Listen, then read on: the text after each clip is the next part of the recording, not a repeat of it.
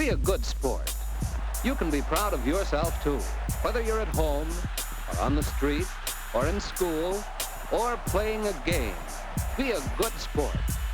Everybody likes a good sport. Hi, I'm Lalo Diaz. I'm the longtime coach, very long time coach of cross country and track. This is my 35th year of coaching cross country and track here at Loyola High School, my 45th year of coaching the sport overall in my professional tenure. My connection with long distance running dates back to high school. I went to another crosstown high school and I began as a 14-year-old running out of elementary school. And I can literally say that formation period that develops by being a long distance runner is what really shaped me both in and out of the classroom, because the dedication that one needs, the focus that one needs, is what really shaped my attitude with regards to academics and athletics, and more than anything else, the responsibility of honoring the goal. So my involvement with distance running goes back to 1967 when I came out of elementary school, and I also attended the University of California, Riverside on a cross-country track scholarship.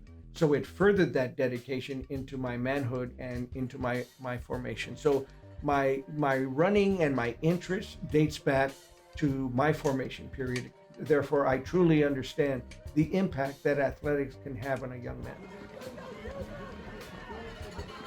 And the tradition that we now enjoy is such because of the hard work that these gentlemen have been willing to put out. They work out 11 times a week, 5 mornings, 5 afternoons, and on any given Saturday, you will find us at the various Los Angeles parks.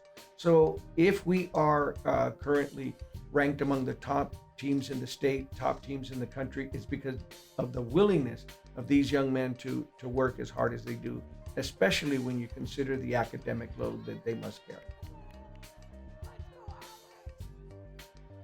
This season certainly has brought some challenges because we're coming out of COVID. So there was a year to a year and a half of very, very difficult training because it was training in the abstract, not having races down the road. It really made it difficult to dangle that carrot for these young men. There was no Mount Sac, there was no Arcadia Relays, there was no CIF, there was no state. And to keep their interest in suspended animation, if you will, for a year and a half, again, it's just amazing that these young men endured that.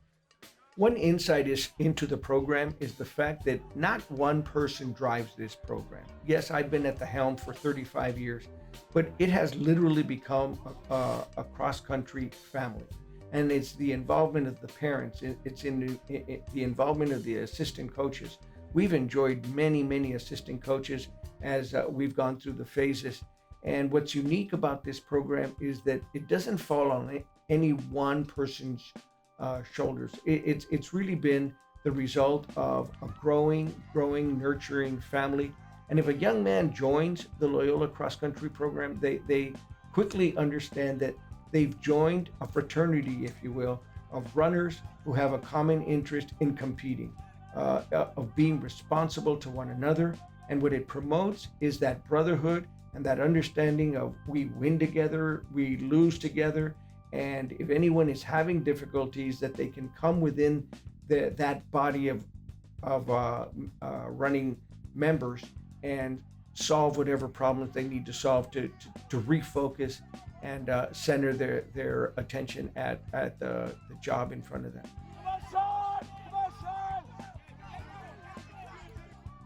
I'm perhaps one of the most fortunate coaches because you have your once in a lifetime runner, and various coaches throughout the CIF have shared this with me. You have had more luck than any one coach deserves, because as I go back and I look at the archives and I look at Mark Matuzak, who was our first true champion, Mark Matuzak would have been enough to make any coach's career worth it, if you will.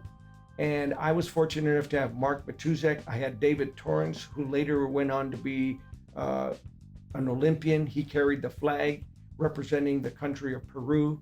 I had Elias Gideon, which turned out to be one of the greatest milers in the history of U.S. track and field, Robert Brandt, who just this past summer was involved in the Olympic trials and now remains school record holder at Cal Berkeley, UCLA, and Georgetown.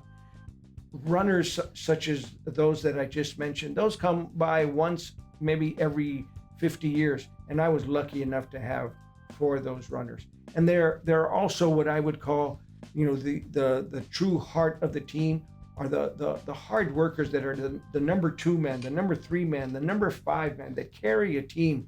And I'm proud to say that this past year, we welcomed the 27th Cal Berkeley Bear into enrollment through the avenue of cross country. And I think that's the essence of it. How many kids have we sent on to college and gave them that long distance running background to take with them? That is truly, when I go home, that's really what gives me the most pride. What I'm most appreciative about Loyola and the climate that I've worked under for my 35 years is the tremendous support that I receive from the administration, from the athletic department's heads. I've worked under various athletic directors. Is the fact that they understood my endeavor and they supported me. They have been so very supportive, has the administration, and I believe we're on the same page when it comes to the development of the young man is paramount to any goal that I might have in terms of winning CIF championships. Is the fact that the young men are better for having had that experience, for having had that demand placed upon them. And then as they go on and I meet them as alums, and they are now doctors, they're lawyers, they're businessmen, that they have become that which they have become.